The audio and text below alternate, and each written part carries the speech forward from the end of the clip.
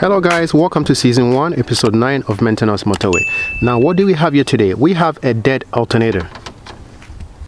Now most folks think that the job of an alternator is to charge a dead battery. Not so. An alternator is meant to restore the power that the battery loses when it powers the starter motor to start the engine. In other words, when the starter motor starts the engine, it draws a lot of current from the battery, so the battery loses all that current. Now the alternator's job is to restore the battery to the state in which it was before it lost all that current to the starter.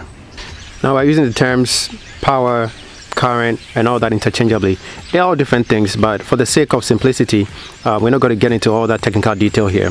That's beyond the scope of this video.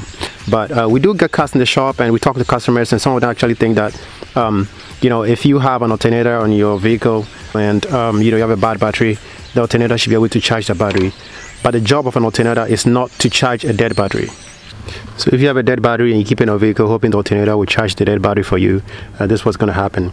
The alternator is going to get burned out. I don't know if you can see, but there's all these are blackened out, and you can see the coil windings in here.